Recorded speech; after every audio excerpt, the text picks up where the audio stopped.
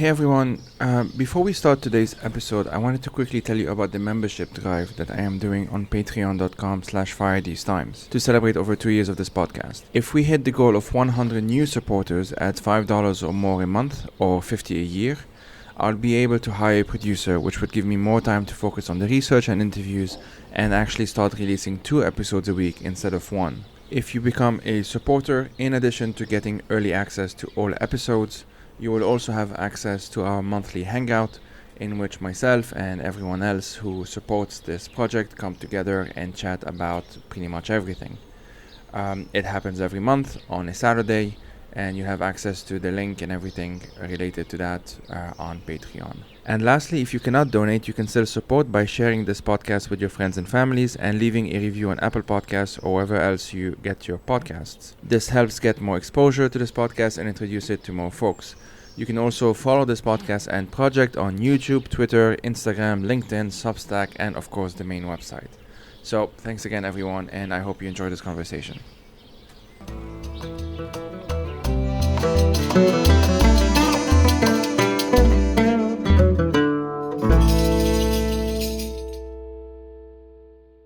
Hi, I'm Karen Cheung.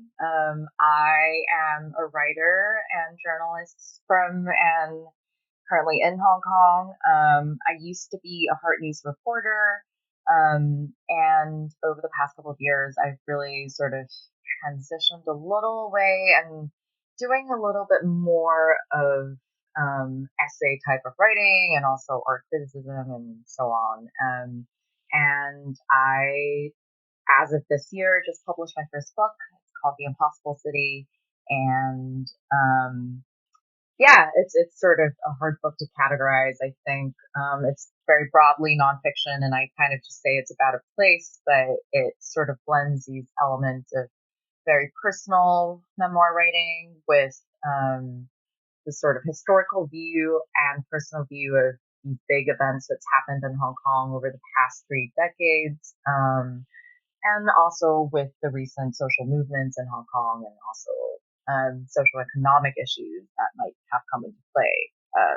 That's a quick overview, I think. It is. I mean, thanks a lot again for coming. And obviously, I recommend everyone to pick up this book. Otherwise, I wouldn't have invited you. It's a fantastic book. Kind of halfway through. And we're going to talk about the book, obviously, and about the broader themes of the book and sort of the stuff that, as you said, socioeconomic issue, the 2019 stuff, even stuff before. Hong Kong generally as this very, impossible city. Clearly, it's in the title, like this kind of space that holds so many contradictions, imposed, internal, etc. And we will also get into some similarities between which listeners of this podcast would know by now, like some similarities between Hong Kong and my own upbringing in Lebanon, especially Beirut, as also having this kind of impossible dimension for different reasons. But so I guess one way we can get into it,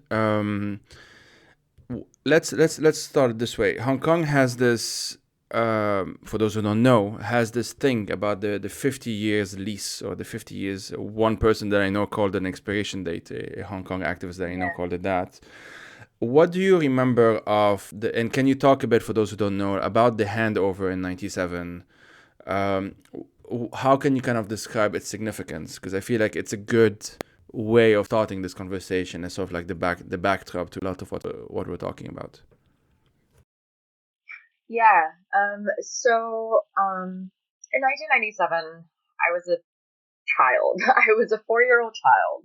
And because of how young I was, when I was writing about it, a lot of the memories are really some of my earliest memories. And I also had to piece together a lot of it from historical footage and just talking to people around me, remembering what my family members have said. And so 1997 was the handover of Hong Kong from being a British colony at the time to being part of China again.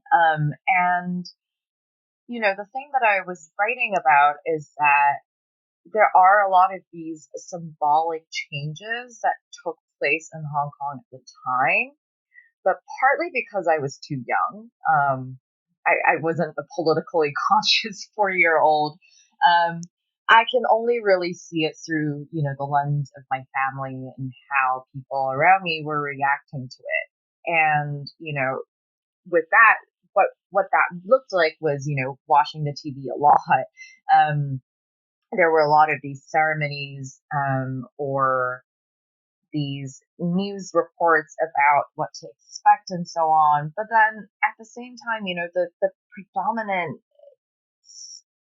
memory I think I have was just how quickly afterwards, my father secured passports, for us. And that is a foreign passport I no longer have at the moment.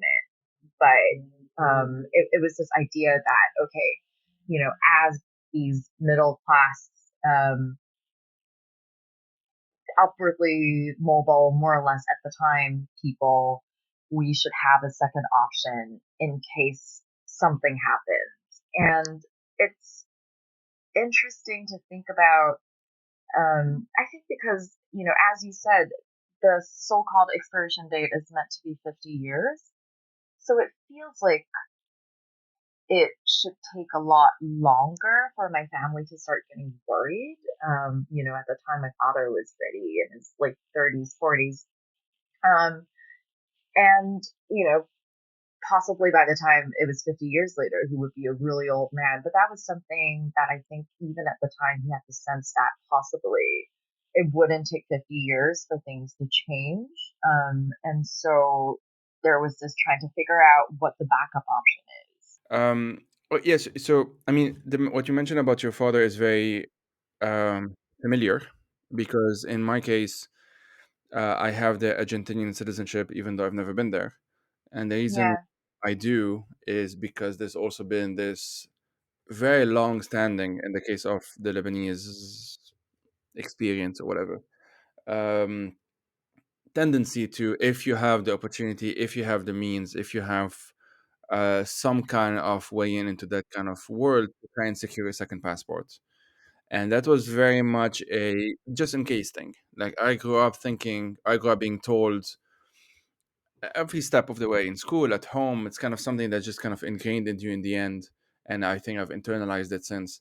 Like always try and have like a backup plan. Always try and have a plan B, and that is very much informed by the experience of my own parents, and because Lebanon had a civil war between 75 and 1990, and yeah, so that was informed by that experience. So after the war is when I was born in 91, and for me the 90s, I don't obviously remember them, but it was very much a quote unquote reconstruction period where people were sort of in between spaces, didn't know whether they should come back to Lebanon if they had fled, whether they will still leave if the post-war recovery wasn't as good as it was, if it was, yeah, if it had too many obstacles or shortcomings or what have you.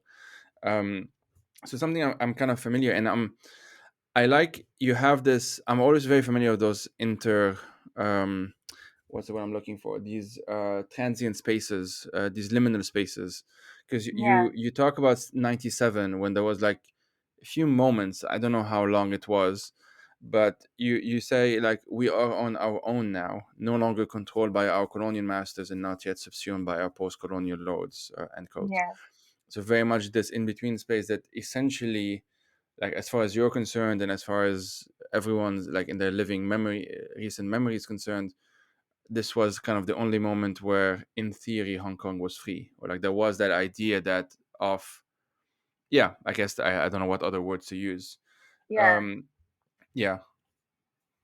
I mean, I think that was how I sort of understood it. And I I think it's interesting because at the time, during the Hanover, there were a lot of people, even on the, this what we broadly refer to as the pro-democracy camp. There were a lot of people on that side who believed that Hong Kong would somehow serve as an example and encourage. I don't know what motivate or yeah, possibly propel China into having sort of democracy in that sense as well, because, in this mini constitution that we have that's called the Basic Law, um, it was set out that we were meant to have democracy at some point, right?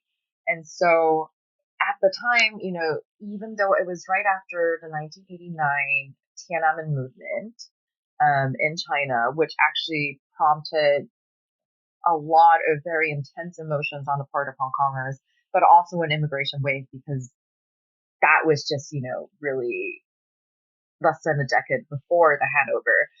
People were thinking, okay, if that could happen in China, what is going to happen in Hong Kong when 1997 arrives? So, there were these very conflicting sort of ideas and I think expectations going into that year in terms of what was going to happen. I think in, on the side of our parents' generation. Um, but for me, because I was such a kid at the time, you don't really see these things as much until when you're a young adult and you're sort of like participating in I think public life or whatever it is for the first time and going to your own protests. And I think that was a time when I sort of looked back on my childhood, my teenage years, and, even all the way up till I think 2014, 2015, 2016. What a lucky life I almost had in a way, because we were allowed to go and protest. We There were a lot of sort of traumatic moments, which I write about, for instance, with 2003 and SARS and the economic crisis. But at the same time, despite this sort of confusion of identity that I grew up with, I had it so good and I did not realize it. And it also occurred to me that so much of my generation had these formed ideas about what Hong Kong is to them, particularly because we were given that space to think about what the city means to us. And it felt like for a while that the city belonged to us, even if we couldn't make a lot of decisions. It felt like there was something we could do by just saying that we objected to this, or by going out to the streets. And that was, I think, just these like moments of very small power that each individual have that I didn't really fully appreciate and cherish, I think, until obviously these past couple of years.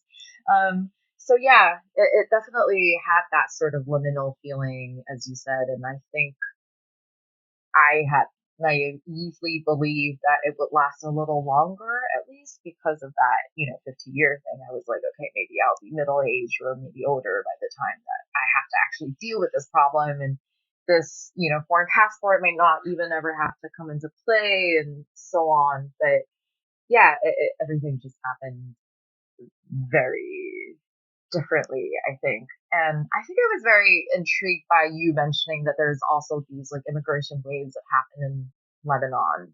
And I don't know if you identify as so-called diaspora, what it is, but I am curious what your feelings are towards.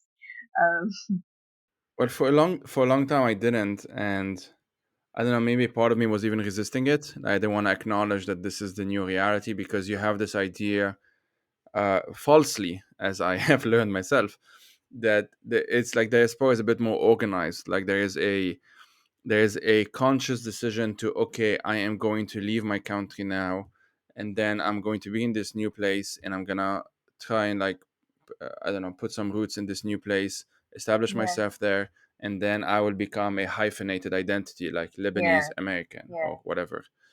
Um, what I've learned from my own experience and other folks who are in similar or even worse situations is that it actually kind of just creeps up on you. It's something that just progressively, a new reality sets in, because I've been here, I'm Switzerland for 2 years now, and before that in the UK for 4 years. It becomes something that, like, before it was I'm there and I'm going back and forth. So I'm still in my mind based in Lebanon. I live in Lebanon, but currently I live in yeah, the UK, or currently I live yeah, in Switzerland. as time progressed, because as it happens, me leaving the first time was 2015 when we had the biggest uprising Yeah. at the time, and then 2019, the even bigger uprising, which as of now changed kind of everything, and it happened around the same time as the Yeah. Hong Kong one, which is why there was these parallels that were building up in my mind. But now, yeah, I mean, factually speaking, I'm part of the Lebanese diaspora. um, but I always try and nuance it a bit more by emphasizing that this doesn't necessarily mean anything other than I'm just not where I want to be right now. Yeah. And there is this idea of, again, it's also the same kind of discussions around whether I should call myself an exilee. Like, am I in exile right now? Yeah. um, in some sense, yes, I am. In another sense, I'm not entirely sure I cannot go back, because there is this a liminal space, we might call it this way, when it comes to authoritarianism in Lebanon, where you're not No. entirely always sure whether it's that dangerous. Is it dangerous today? Maybe next week is a bit better, but you have no way of knowing. You just kind of I created scenarios in my mind of like mostly educated guesses, asking some people, trying to get the feel of the situation, and decide, okay, this seems to be okay now. There isn't any kind of recent up. Maybe the government is too distracted. Maybe there's something else going on. They may not, and you're not that important. So, you're not Yeah. on the news every day. So it's like, it's this in between thing. But I yeah, have the exact same calculation. I mean, I was just out of town for 2 months, and this year is the 25th anniversary of the handover. And so there's all these rumors going around about whether there's going to be increased crackdown as that anniversary approaches next month. Well, basically in a week. And I have to say I was a little bit worried when I was crossing the border, and I got a little bit paranoid about everything. And then after I crossed it and I was fine, I started thinking like, come on, who do you think? I still have that, question, which is just like, they're not gonna target. There's so many people they're targeting. They're yeah. not gonna Like, I'm target not. I'm you. not that important. Yeah, I'm not that exactly. important. Like I go back and forth, which is just that I don't want to be arrogant or obnoxious and uncalculated about the situation. And at the same time, I also don't want to have like an outsized like proportion of anything. And I don't know. I think just having that trip away from Hong Kong for 2 months for the first time in for like 2.5, 3 years, it makes me think about how I really want to try to not get to a place where I can never come back. Does that make Yeah. sense? But then Yeah. that Yeah. also Absolutely. limits the amount of work that I can do.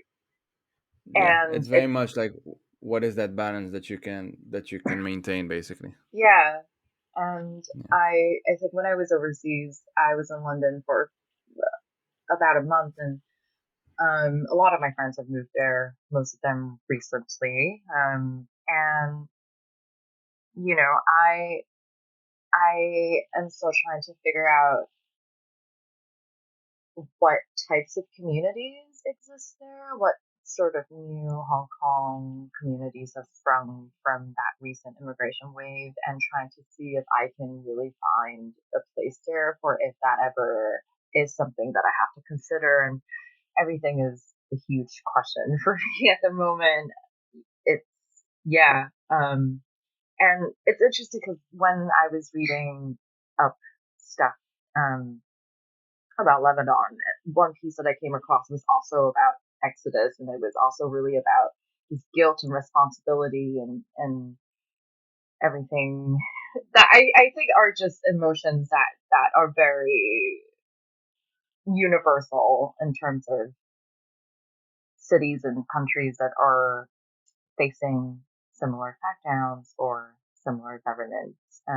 But I have a question, which is just that I remember. So you wrote about how like you feel like every 15 years something, Yeah. roughly every 15 years something happens. Do you sometimes feel like you're sort of like overseas and biding your time for the next major thing that Yeah. Yeah. happens? Or Yeah. Yeah. Absolutely. And it's not entirely rational. It's like a form of superstition in some ways, but it Lebanon. I mean, so for those who don't know some context, Lebanon has had this very weird, almost like almost, I mean, 15 years is not technically one generation, but like almost. And so between 58 and 75, there was relative stability. 58, there was a war. So actually between 43 independence and 58, it was relative stability. And then 58, you had a war. And then 58 and 75, which is technically 17 years, so it's not perfectly 15, you had relative stability. And then 75, you had a war for 15 years until 1990. And then 1992, and I was born in 91, so I'm in that phase now. 1990 to 2005, relative stability. And then 2005, a bunch of upheavals. The prime minister was assassinated. A bunch of different things happened after that, all violent, including in 2006 a war. Until and then it sort of stabilized itself for some time, which coincided with me going to university. So Yeah, I went to university in 2010 to 2013. So during the early phases of the Arab uprisings, but in Lebanon there was a different phase. So it wasn't in the same. There wasn't an uprising in Lebanon in 2011 like in Syria, for example, which is the neighboring country. But yeah, so 2005, 2020, and then now it's like 2020, and it's open ended because hmm 2019 we had our massive uprising. Lebanon has like 4 or 5 million people, and there was like 1.5 million on the streets. yeah, And after that is what we call inhiar, so like the collapse, because 2020 we had obviously the pandemic, and yeah, also the port of Beirut explosion in yeah, August of 2020, which just worsened everything, as you can imagine. And since then it's been continual decline on the economic front and on kind of different factors and stuff like that. And as it happens, as we're speaking now, and it's fine, this is all public. I mean, we're recording this in June 22nd, it's already public. There seems to be some kind of increased crackdown on activists and writers, although we're not entirely sure what's happening. So it's very much an open question for now. But yeah, yeah, so there's always been this thing, and so I left again in 2019 because I was waiting for my visa to come here to Switzerland yeah, to continue the PhD. And in the meantime, all of these things happened. So I left the first time in 2015. There was a massive uprising, and then I left again in 2019 as the then massive uprising again was sort of calming down, although there was always potential for it to come up again, and then the COVID basically stopped everything.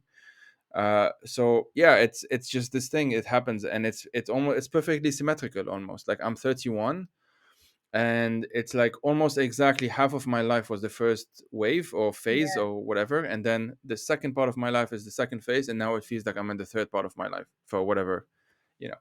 But yeah, it's as it happens, this seems to be the case. So Yeah. um you so okay, so in one thing that I'm always curious about is how, it's a Hong Kong memoir, it's the subtitle of the book.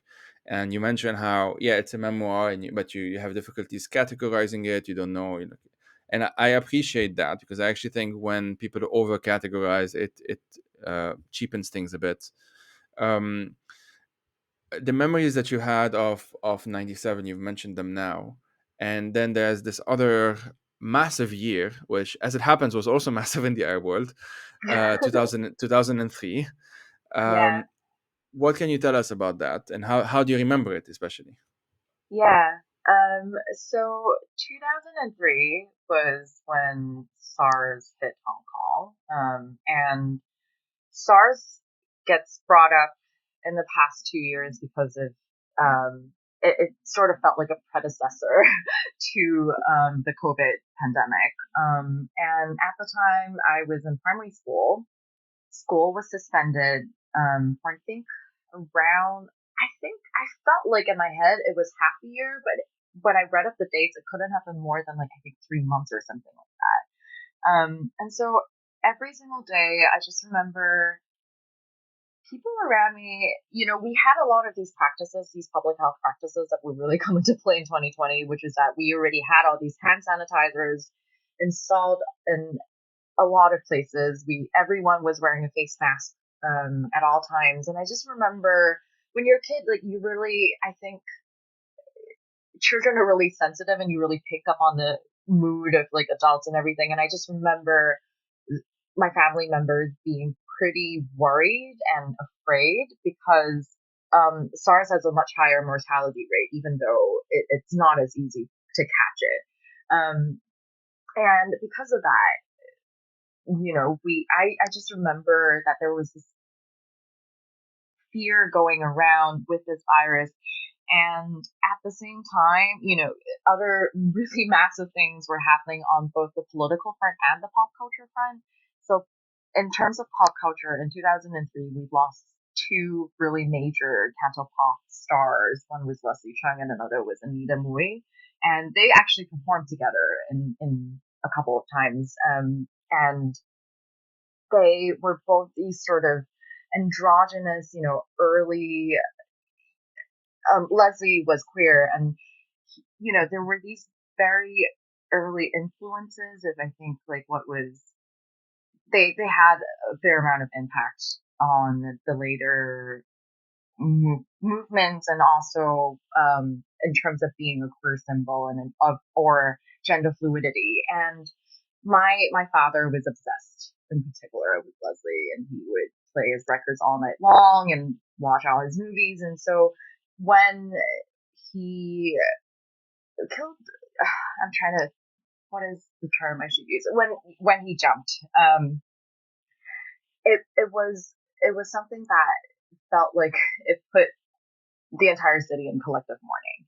And particularly, I felt that at home because my father was basically playing his music all night long. Um, and so, that was another thing that happened. And then the final thing that happened, and I always think of 2003, and the reason I write about it is because of these parallels with 2020, is that there was also the mention of national security law. And at the time, many people took to the streets. They said, we don't trust that this law would be able to continue to guarantee our freedoms. We are worried about whether or not it would be used as an excuse to crack down, which is, of course, things that we would later see in 2020. But at the time, it managed to put a stop to the bill. And at the time, it was called Article 23, because it was in the Constitution that it had to be implemented at some point.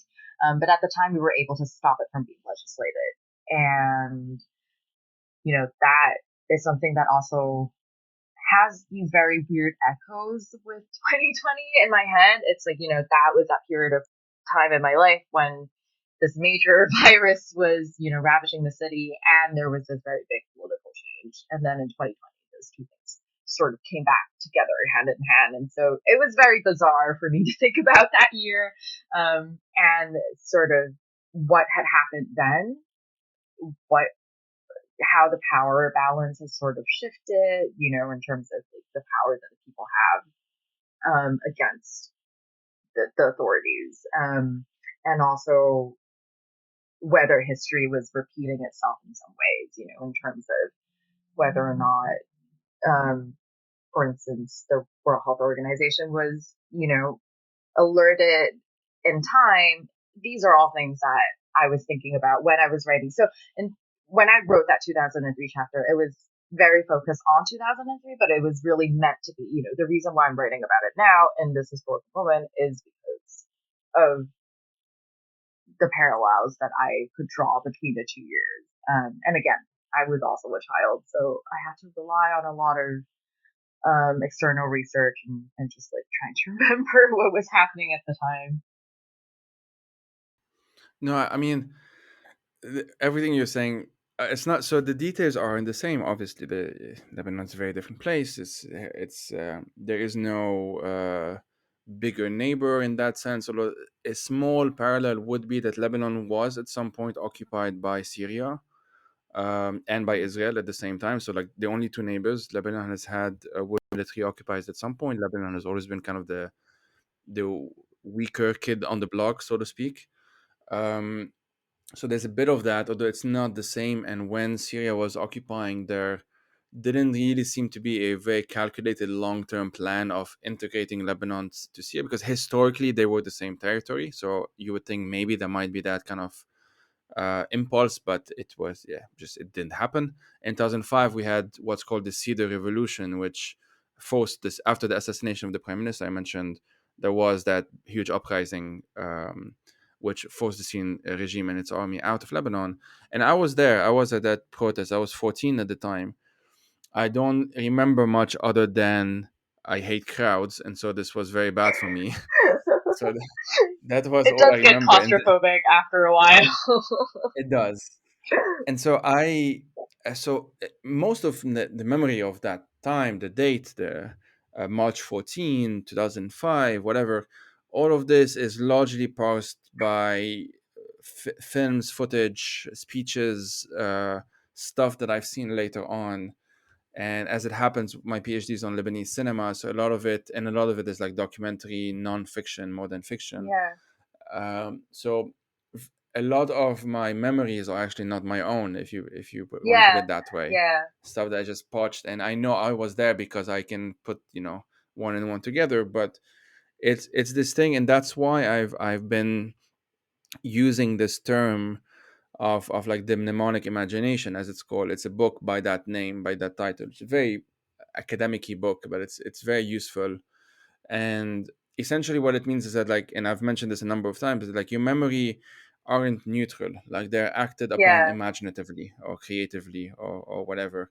And an example I usually give is like, if you remember, um, a common example that a lot of people unfortunately are familiar with is like 9/11.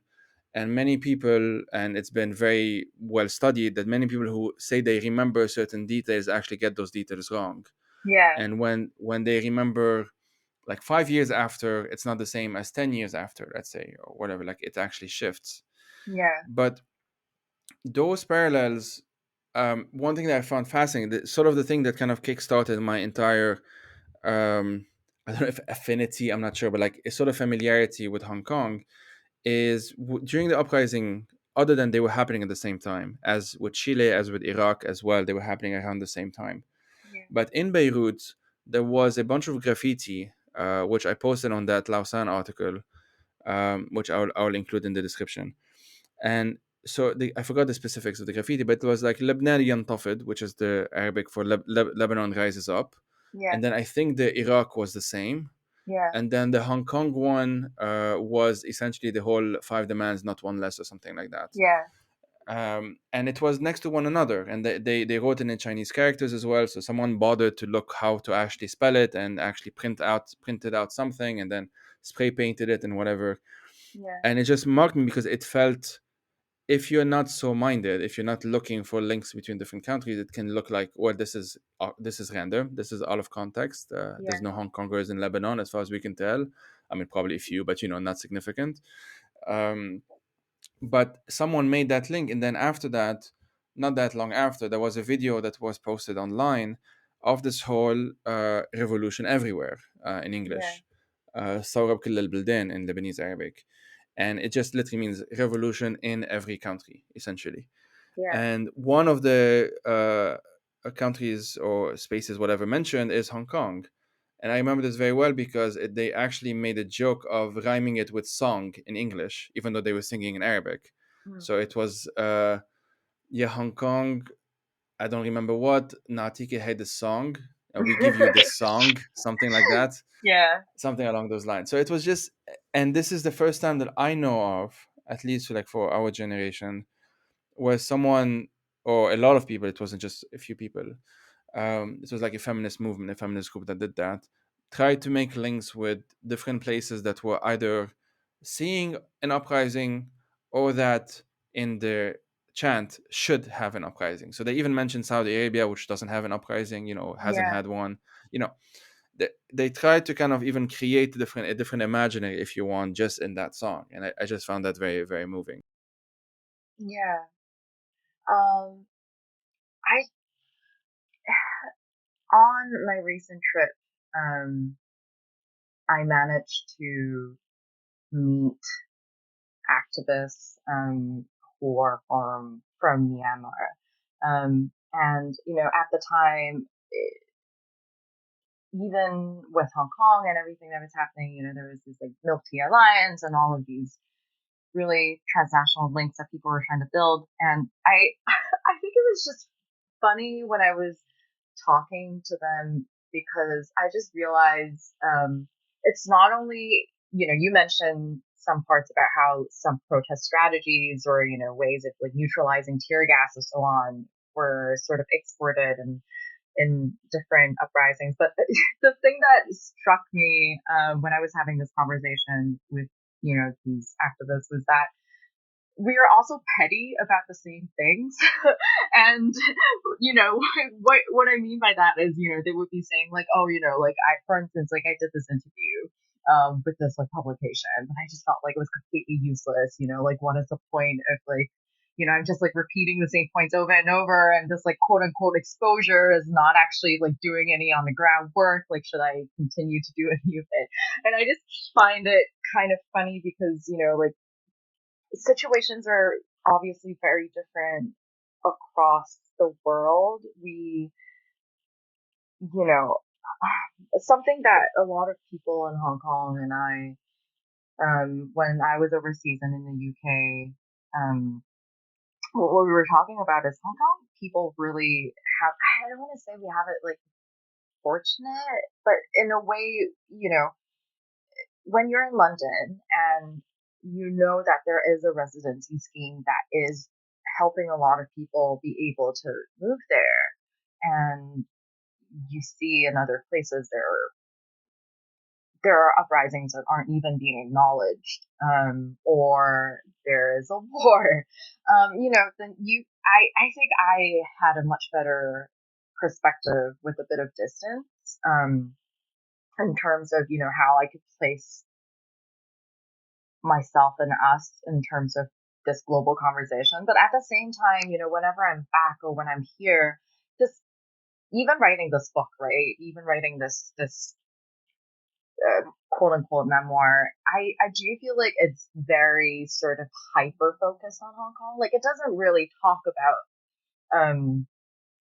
what it is like in relation to other places. And part of it is because of I didn't want to be ignorant. Like I didn't want to be espousing the political theory that or comparisons or drawing parallels that I didn't know enough about. And that was why I was hyper focused on this one place that I thought, okay, I at least know all of the topics that I've chosen to write about in terms of, for instance, mental health or these historical moments. But at the same time, I do feel like it was one of those things where, like, when you're in a place your entire life for so long, you really don't have critical distance. I sort of embraced not having critical distance. I sort of was like, yes, because when you're here and when you're sort of decided to be rooted, you have no perspective, and I sort of accept that. Because every small thing that happens, it feels like the end of the world. It feels like how could this be happening in a way? And then, you go away for a little bit and you're like, okay, we really do not have, not that it's like a comparison that, one should necessarily make. It's not meant to be sort of who is having it worse. But at the same time, you do sort of have a little bit more perspective in terms of what it's like for the people around the world. And I'm also constantly trying to figure out what that balance is in my head, in order to not acknowledge things that are happening overseas, but also not get sort of too sucked into my own sort of like, oh my God, like we live in such misery and so on. Yeah, that's something I'm still trying to figure out. Well, I don't think there's a not even perfect. I don't even think there's a good answer. I mean when right now obviously there are quite a few Ukrainian refugees in the EU and in Europe. Yeah, And there are these conversations about, well, why aren't Syrians being treated as well or whatever. And it's a number of different things. One, um, of course, it is true that there is very obvious discrimination, and there is very obvious prioritizing of certain peoples based on nationalities or ethnicities or origins and whatnot. And we should kind of be critical and fight against that. At the same time, what that sort of tells me is that Ukrainians are also not safe in the long term, or could not be safe. Like there is that yeah, possibility. I'm not going to make predictions. yeah, And for the simple reasons that in case of Europe, or at least Western Europe, you've had a lot of discrimination and cliches and stereotypes and a lot of slurs even against people from Eastern Europe and in the UK as well, for that matter. Um, at one point, like the slurs and the smears against Poles and Romanians, for example, in the UK, were even worse than against Muslims. Yeah. Um, so that's what that. So I found a lot of people were sort of missing. And again, this isn't everyone, of course, and again, there are very valid reasons as to focus on certain causes or certain issues or certain um, problems over others. You, for one, you have to, you can't do everything. But I think a lot of folks kind of miss the fact that if Syrians or Afghans or Iraqis or whatnot aren't safe in Europe in the long term, then maybe even Ukrainians may not be safe in the long term. Like there's Yeah. something to be said about, if this is a tendency that is affecting some people, it might affect other people as well eventually. And that is the problem. The problem isn't that it's affecting one group of people, not the other. The problem is that it's affecting one group of people. The problem is Yeah. that there is that problem. And Lebanon has also been relatively, I don't know if the term is liberal, but like tolerant of, when it comes to like freedom of expression and when it comes to certain things. We don't have a dictator as in Syria or Egypt or whatever. We don't have this kind of overarching hyper centralized state that can sort of just do whatever it wants. We have like a kind of watered down version of that. And that's why it can sometimes, like if you're Syrian and you know the Syrian regime is um, has you on the list, you know what to do and what not to do, more or less. Like you Yeah. can, you know that, well, I'm not going to go to Syria if I can help it, for example. Yeah. Some still Yeah. do, some still risk it, but you have that in your mind. And it's much worse than in Lebanon, don't get me wrong. But in Lebanon, there's sort of things that makes it a bit different, and it can be more complicated, not necessarily more difficult, just more complicated, is that you don't necessarily know. Yeah. I hadn't gone back for 2.5 years, COVID largely. I Yeah. went back last month, and this is all public. It's fine. And I was worried that I would be stopped. Yeah. And I took kind of a gamble because there was an election, and I sort of hoped or figured, and some people who are more knowledgeable than me kind of confirmed that there's going to be a bit of post-election chaos, and the government will take some time to kind of restructure itself, and maybe it won't pay attention to people like me. Yeah. And it I was lucky, as it happened about a few weeks after I left. So a few days before we're recording this, I got this summoning to go to whatever, to be interrogated. This is public, as I said, so it's fine. um, so I kind of took that gamble in that sense, and I got lucky because I left before they could summon me. Yeah. Because I, as of now, I still don't know what it is about. But anyway, this doesn't matter as much for the conversation. Only to say that these open questions are uh, are very difficult to digest, because you s- if you want to kind of function on a day-to-day basis, if you want to write a book, if you want to do a podcast, if you want to just do stuff, Yeah. you necessarily have to find ways to put them aside temporarily, just long enough to have, if to type a few words in the Google Doc or whatever. And Yeah. that's Definitely. difficult. That's something that um, other folks who I think have had the privilege of stability, not, I'm not saying who have had no problems or who have had a perfect life, because that's almost no one, but who have had some kind of idea that, okay, I'm an Italian citizen. There is no scheme, there's nothing in the foreseeable future where an Italian citizen will be deported, for example, or be, Yeah. whatever. Like there are certain different risk that you take into account, and with those come a lot of uncertainties. And Yeah. that's why, like, among the many things, is why, even though you weren't, for example, talking in one chapter in 2003 about the risks of an activist or a writer, because as you said, you were very young, it kind of felt in my mind, because of those similar patterns, that it was like going somewhere that was familiar to me. That's sort of how I read it. Yeah. I think the weird, I don't even know if I should say weird, but just in when I was a Hurt News reporter, I also did sort of freelance work on other related projects, and there would be times where I would be a little closer to sort of the mainland Chinese activism circles, or at least know a little bit of the people there. And I think I had assumed that it would sort of be the same situation. Sometimes activists would get a little bit of uh, premature warning in terms of, what is coming up, um, what they really should not continue to say. Um, they sort of, because the lines have sort of been set there in China, in communist China for so long, you have a vague idea of the space that you're allowed to navigate in, right? Whereas in Hong Kong, because it's so recent and because, there's sort of these like different machinery that's happening here. You have the National Security Police, um, and then you have like whatever orders, could be coming from across the border. And they are related. They do sort of interact and listen to each other, and they're definitely working together. But at the same time, you also sometimes get the sense that is the police just kind of acting on their own volition as well. And then so it becomes a state where you just really are waking up and being like, okay, what's going to happen next week? And the most, I think, jarring thing about Hong Kong is actually just how peaceful it looks a lot of the times on the outside.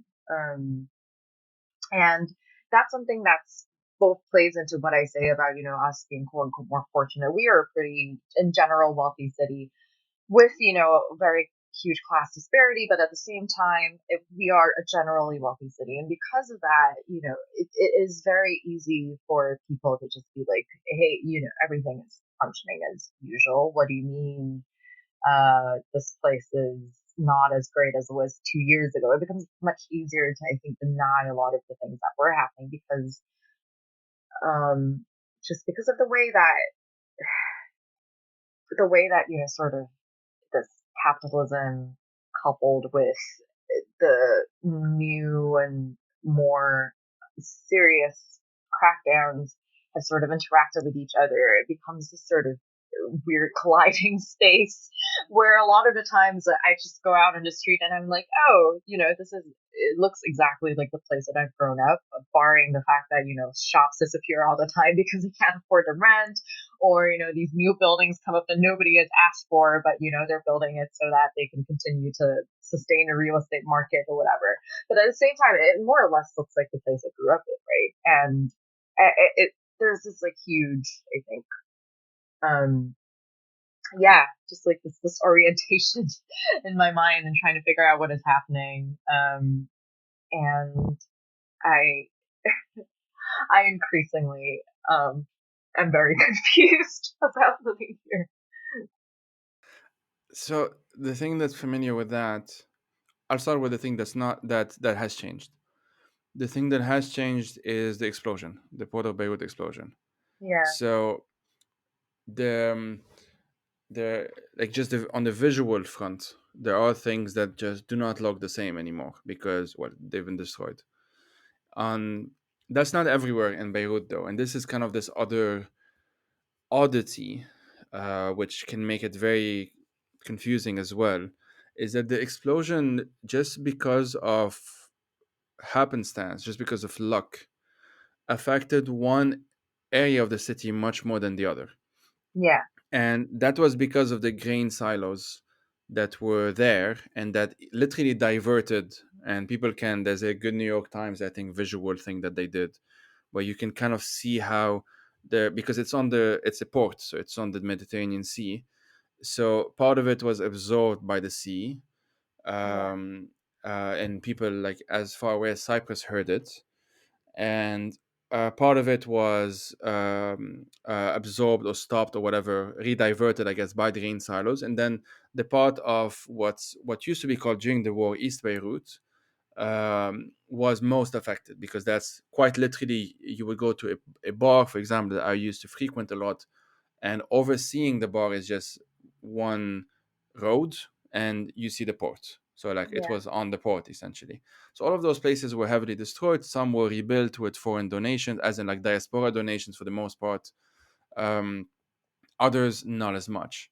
yeah, um, and so you have that, but then if you go to the other part, which is used to be called West Beirut, which is where the university I went to is, the destruction isn't the same. You didn't have entire buildings not collapse, but like apartments destroyed and that sort of thing. But what you do have is just the slow inhiar, so at the slow collapse of the economic crisis.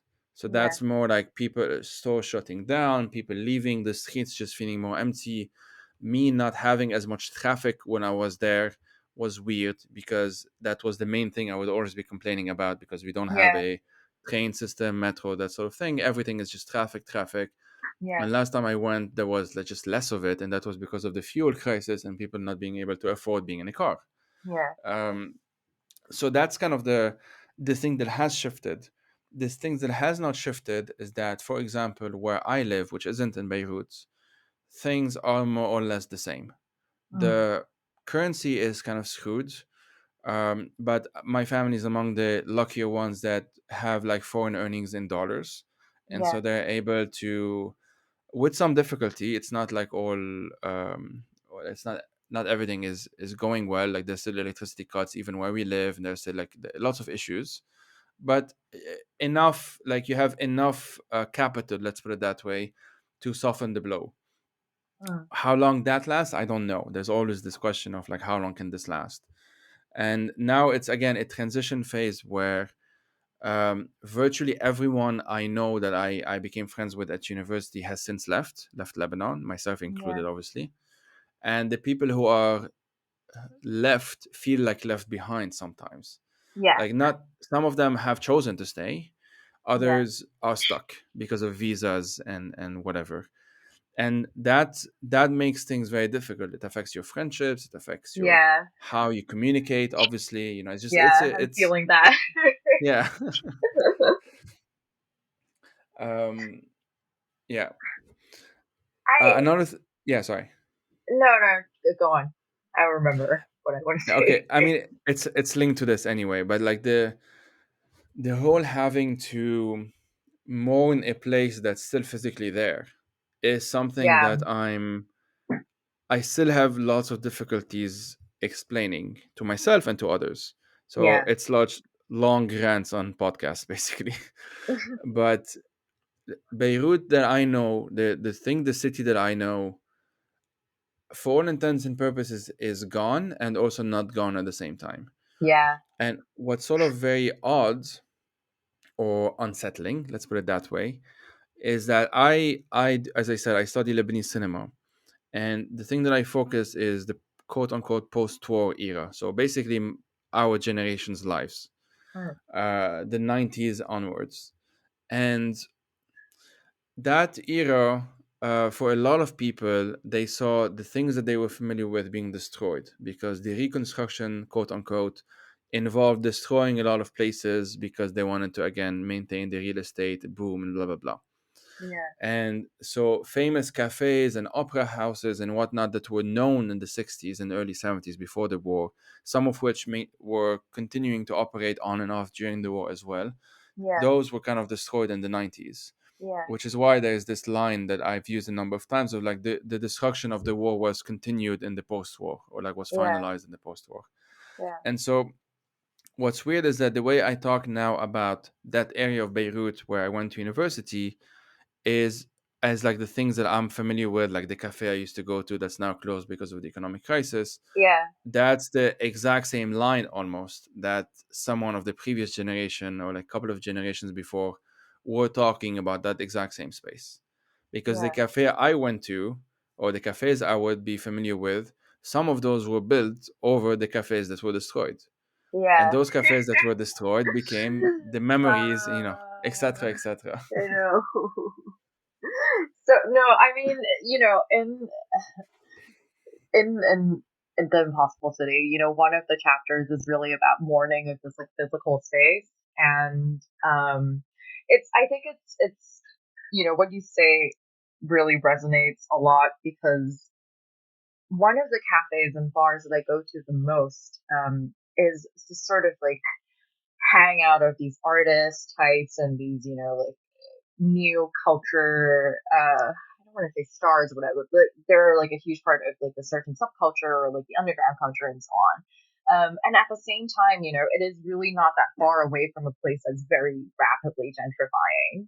um And so you're like, while you're going to that place and feeling, maybe cool and like part of something that's happening in the city, you're like, wait, am I just really being part of this phenomenon that I am complaining about all the time? And then at the same time, I feel like it's almost a little confusing sometimes in Hong Kong to mourn the physical appearance of things because so much of it is colonial. And so, there are these times when someone would put forward an argument of, say, collective memory, which is what we were, with the term that we used to refer to around the time of the mid 2000s and to the 2010, all of these, for instance, buildings or colonial era structures that were being torn down to make way for something else. When you start thinking of it, when yeah, the very common refrain about Hong Kong is that we never properly really, decolonized before everything that happens in the past couple of years, right? And so there's this eternal struggle, I think, between trying to figure out what it is exactly that you're mourning and how much of it has to relate to colonial legacy, but also separating that and knowing that that doesn't mean you're accepting whatever situation is happening now. That doesn't mean that the due process of tearing down the colonial building was justified. It doesn't mean that authoritarianism is correct or, whatever masked as communism it is. But there's these, it's this very confusing space of, I think you wrote about at one point, you were drawing parallels to someone made you read Hong Kong and the culture of disappearance by Abbas, and that's something that this book was written pre Hanover, which is crazy to me, which means it was written over 25 years ago, and still it is such sort of like a big framework for a lot of Hong Kong people in terms of the cultural scene when talking about how they relate to Hong Kong as a space. And it is still something that obviously now more than ever, disappearance is something that's in the news or in the discourse a lot. But at the same time, how how far is it a helpful framework at this point? Should we be focusing on, what's coming up? I don't even know. Because I have seen an art critic criticize that sort of framework, saying that Mm-hmm. is this still helpful for thinking about what is happening in Hong Kong now? Because we have been talking about this for 25 years, and Mm-hmm. shouldn't the focus be on sort of not the positive, right? But the not positive in the sense that it's better, but positive in the sense of like what is happening, what are the things people are still doing, what are the people who are being either left behind or are choosing to leave behind going to do Mm-hmm. now? Mm-hmm. How is anything going to be sustainable is also the question. How do we keep something from disappearing while knowing that a lot of it has disappeared in the same Mm-hmm. breath? So yeah, those are questions that I think through a lot as well. I think, in the process of writing the book, but also right now as I sort of still talk to and have a lot of very close friendships with people who have just moved and also people who are really trying to stay for as long as they can. Partly because, a lot of my friends are still people who are reporting or people who are in the art scene and cultural scene and they sort of have this sort of commitment to the Mm-hmm. city, and that sort of commitment and belonging is also something that I think through a lot in the book, but also is an ongoing question for me. What does it mean for me to either be useful but also feel the most rooted or feel like the community is around me, because Mm-hmm. that's what I sort of need as a person to function. Yeah. Um, but yeah, no, I'm kind of curious. Like, you said when you moved, um, and in 2015, or you first went to London and so on, and you said you didn't really, in the beginning, see yourself as having that hyphenated identity. Did you, were you able to find a sort of community overseas of people, or did it feel like you were still very much tied to people who were in Lebanon at the time? Yeah, like there was a transition phase. Um, I literally just went to London to do a master's. Like that was the extent of the plan. That was Yeah, really the plan was because I left in the middle of what was then the biggest uprising. There yeah, was very much an idea that, well, I'm going to do this thing that I need to do, and then I'm going to come back and we're going to continue because naively you think it would last that long as well, yeah, etc., etc. What changed is I became more visible, government wise, like authorities wise, around that time because I was one of the people organizing that uprising in yeah, 2015. And that I'm someone who is paradoxically both very visible and also very uncomfortable with being visible, like with attention, with that sort of thing. I really try and have it under control as much as possible to the extent that this is even possible.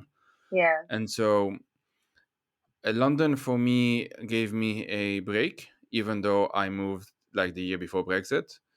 Um, and the Brexit thing is actually relevant because I constantly found myself, and this is very much an ongoing thing, like I'm going to places and then something big happens and I'm suddenly having to respond to the something big that's happening and suddenly having to readjust again because now it's been well close to 7 years yeah, since the initial trip to London, and I've had to move. I don't know. It doesn't. No, not it doesn't. But like let's say 10 times, yeah, um, either from country to country, or at least within the country, from apartment to apartment, or whatever.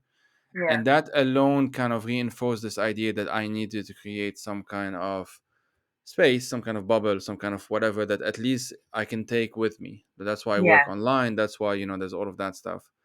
And the other thing is that I didn't quite understand it at the time. I had some idea, but not. It wasn't that sophisticated, let's say, or not complete. At least, not that it's complete now, but it was even more incomplete. Is that I would take certain books with me um, on the trips back to the UK. So I would go to Lebanon to visit, stay yeah, there for whatever, and then I would go back. And I ended up having at some point more stuff in the UK than in Lebanon.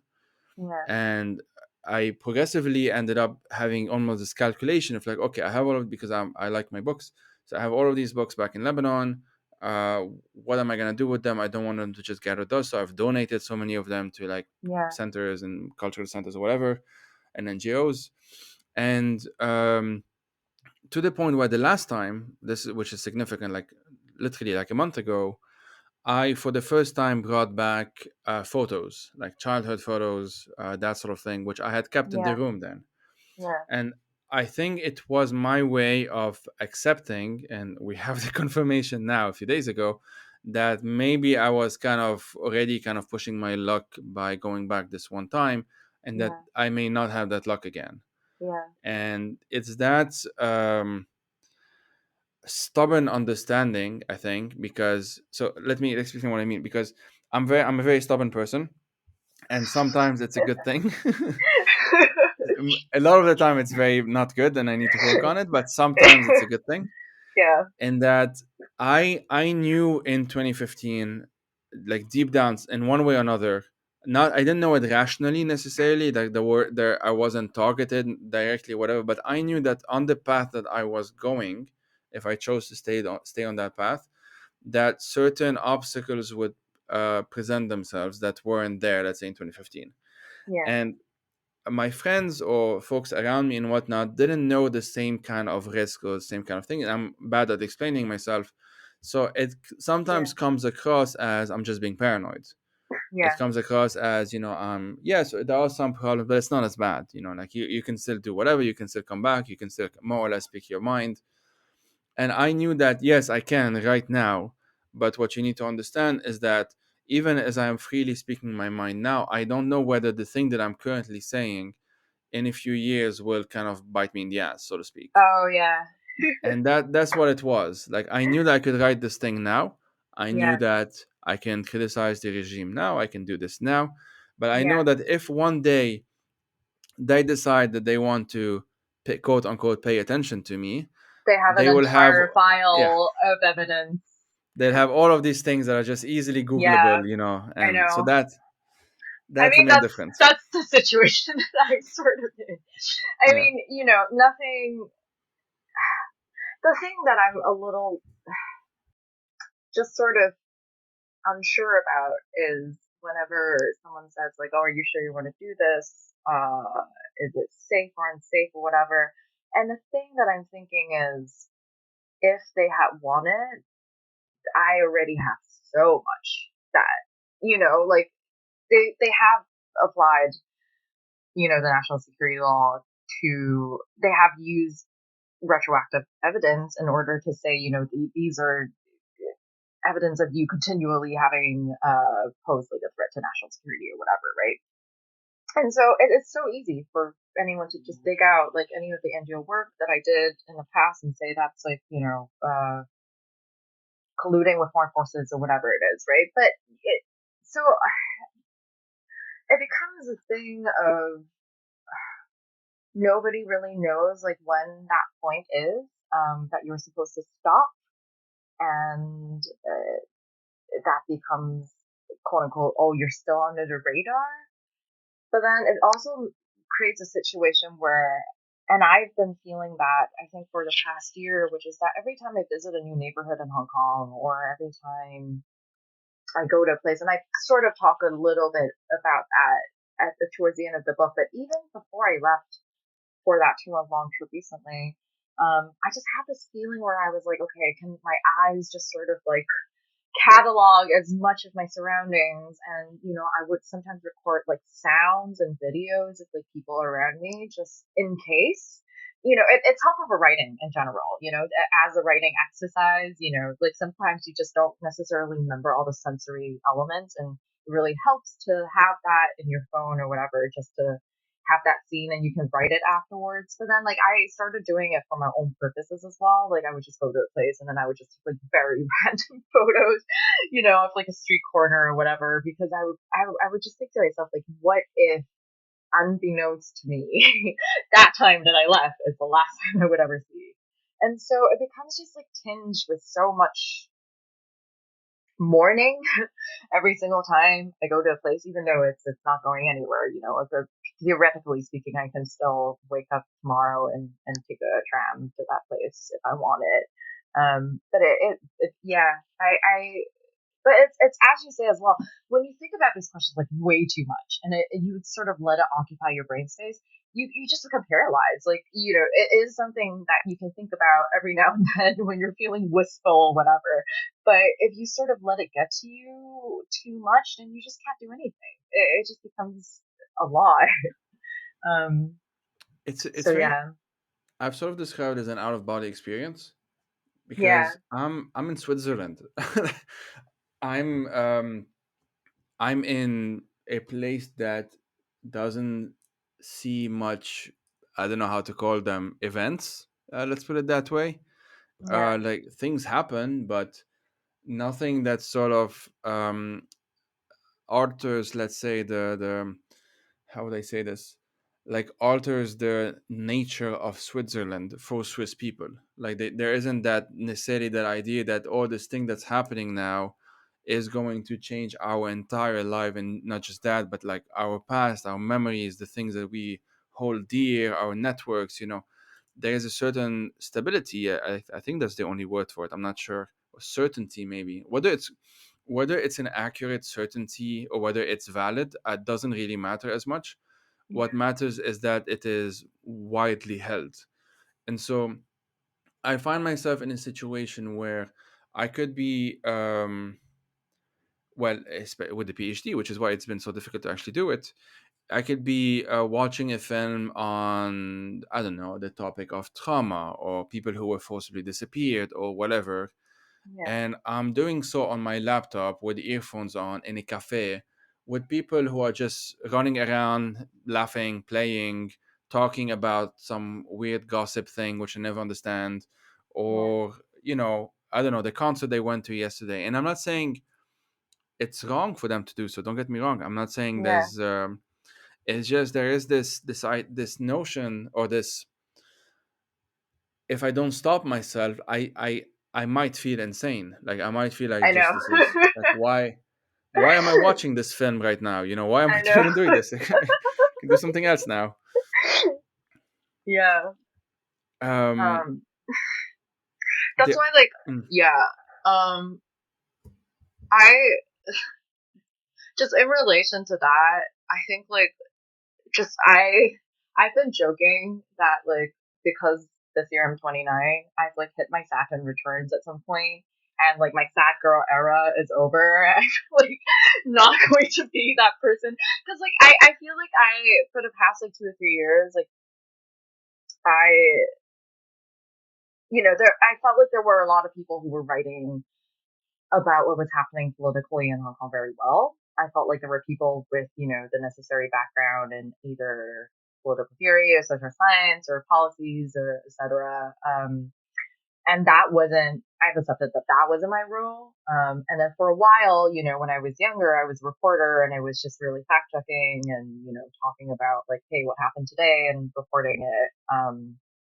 In a way that's like comprehensible or explaining like a dense issue, right? That was the thing that I was doing when I was younger. And then like I feel like for the past like 2 or 3 years, like I've like accidentally like written myself into this like corner where I'm just talking about how it feels to be in Hong Kong. And a lot of that has to do with that sort of disjointedness that, we were talking about for the past hour. And, I think it's helpful in a way for me to process myself, but also I I know for some people around me, who said, they found it useful to have it articulated because they were feeling a lot of things and they didn't know how to talk about that experience of being in Hong Kong and all those emotions and feelings and unprocessed trauma that they have surrounding 2019 and 20 and ongoing and so on. And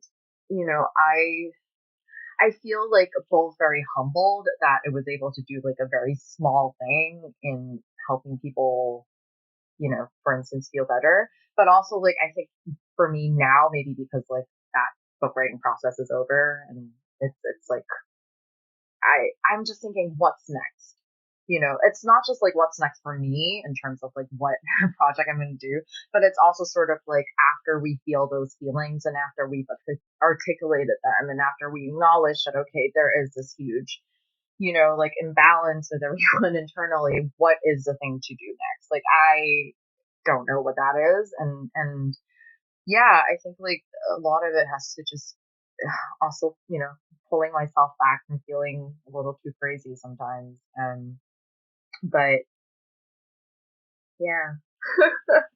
I mean, so a lot of this is familiar as well.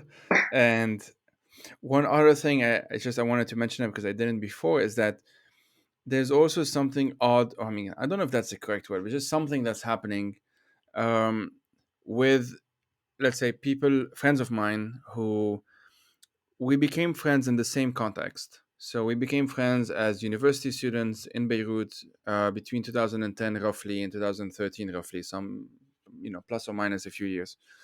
Um, and so we've had roughly the same experience of the city, and we kind of felt, in retrospect, a bit privileged to have that. Um, now it feels like an in between time, because obviously at the Yeah. time we didn't know what was coming.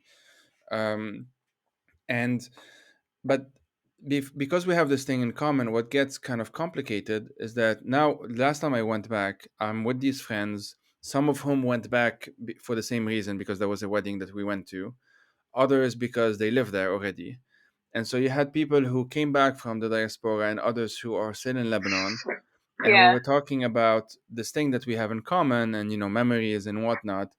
And it sort of feels like the more we do it, i.e., the more there is time or temporal distance or whatever, like the more distance there is between that memory and when we are reminiscing over that memory, the more it feels a bit out of place, if that makes sense. Like the more it Yeah. feels like we're still reminiscing over memories that were formed and things that happened, rather than now forming new ones and doing new things, because we have this thing that for all intents and purposes, has us stuck in a certain, Yeah. yeah, in a certain period, in a certain time, usually like your early 20s or whatever. Yeah. And that's something that we're still, I think, or at least I'm still trying to navigate, because I have tendencies that I can categorize as extreme. Like sometimes I have an all or nothing attitude. Then I don't Yeah. necessarily follow through, but it's there. And so Yeah. at one point I've had the idea that, well, maybe I should just not have a smartphone and communicate with them every now and then by setting up a call, like, let's just talk on Friday evenings and not chat in between, just so that in that week, like between the Friday and the Friday, I can live my Yeah. life in the city that I'm actually in, Yeah. and just have that. Oh, I know what you mean. Yeah. Yeah, but I didn't do that, so. And I feel like uh it's very interesting to see how the views shift and how the priorities shift of people who, you know, leave, and then people who've left at different points as well. Like, I think because I'm so in contact with very, people who's very immediately moved away over the past 1 or 2 years, I see that very same internal struggle with them, which is just that, like, they're going to keep going to these Hong Kong commemoration events that are happening in London. And, like they have all these like memorabilia about that reminds them of the city. And, for intents and purposes, like they are speaking, they're hanging out with a lot of the other Hong Kongers, and they're in contact with like me and other Hong Kong friends all the time. Um, but it's also like, yeah, like for me, it's sort of like, if I have to go, like how does that, add to or interfere with like my experience, either connecting with the place that I am in or the place that I left? Like, what is that space? I think maybe because people are still building it. It's still something that's in flux. It's not like a community necessarily. I think, for all the racial tensions or that happens in the U.S. and everything. They do have pretty. I think historically they have pretty set out. There is like the internment camp period, and then there's like the gold rush period. There are these Asian American groups that they sort of historically know more of where they fit in or which era they're from. And I think for a lot of people who are diaspora these days, or very new to being so-called diaspora, this is something that a lot of people are still trying to figure out. Okay. Did we get too off topic, or was No, that this is how the podcast goes. Always. okay? But a good way to stop here, or to kind of wrap up, is what I usually do with guests, which is ask them to recommend 3 books. Yeah. So what are your 3 books that you would recommend to listeners, and like why those 3? I feel very self-conscious whenever I engage in this exercise, because like it's sort of like, as a person who writes, I feel like you should have like a catalog of like writing slash craft slash like smart books you're supposed to recommend. But then because I've done this like several times for like the book promotion or whatever, I feel like at the stage I'm just like, I don't give a shit anymore. I'm just gonna talk about like books that I've read like recently and like engaged with. Okay, so the first one directly related to Hong Kong, and is actually, it shows up. I mention it in the book as well. Is a book called Hong Kong Without Us. It's an anonymously edited collection of poetry, and so it's in English, and there are essays as well, sort of interspersed throughout the book. But a lot of it, actually, from what I understand and what I remember, is that a lot of them have to do with, for instance, messages that appear during on Telegram groups, and sort of like the language is sort of like either repurposed or polished or edited, and so it is sort of a collection of poetry of the people in a way, and I think you can find it online. It's published by University Press. Um, And the other two are just books that I've been reading. One of them is Kim Gordon's Girl in a Band. So I came across this book partly when I was doing research for the international school chapter that is in my book, and I was just trying to sort of figure out like, okay, who is it who is it in the past like studied in Hong Kong international schools before, and one of them is actually Kim Gordon. Her family was in Hong Kong for a while, and so she was actually in an international school in Hong Kong that was like right behind where I grew up. And Girl on a Band is really a memoir. And talks about her experiences living in New York, her interactions with the art scene at the time, her meeting Thurston Moore. The introduction is a little bit bitter because it came after the dissolution of their partnership. But yeah, I'm about like 50% in so far, and it's very fascinating as a person who's loved Sonic Youth for a long time. And the third is I was reading this in quarantine. Elif Batuman's the sequel to her book, The Idiot, and it's called Either Or, where she sort of like, I'm gonna butcher, I don't want to say the word, Kierkegaard, but actually, so like she sort of like wrestles with this idea of like what it means to like live an aesthetic and moral life. But it's written very, very much in the style of her last book. It's a lot of these witty observations of her in university. Some of it almost is like a mini book review of the books that she's been reading. But some parts of it actually feel familiar to the discussion that we've had about memory. She talks a little bit about her mother, and she talks about how when she was back in Turkey, so in the second half of the book, she goes back to Turkey, and the protagonist in the book is Turkish American. And she writes about these childhood memories that she has of Turkey, and sort of, and she remembers a lot of the trip as being bad, but then she starts fact checking her own sort of memories to see, wait, did I really feel bad, or did I tell myself that, in order to justify some sort of narrative? And that's also interesting because the protagonist is really someone who's constantly questioning everything that's going on around her and trying to sort of rely on books as like a crutch to help her understand her experiences. And I relate a lot to that. So yeah, those are the three books.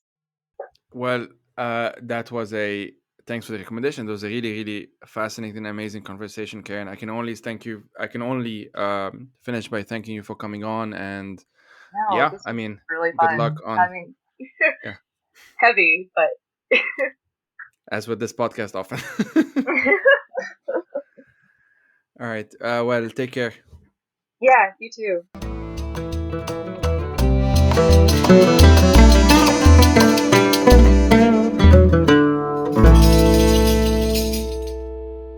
The Fire These Times is hosted by myself, Joey Ayoub. I am also its producer, researcher, writer, and sound editor. If you want to help turn this project into a full-time job, please head out to patreon.com/firethesetimes to support it. These episodes are part of a bigger project which includes resources, a newsletter, and eventually YouTube video essays as well. As always, thank you for listening and take care.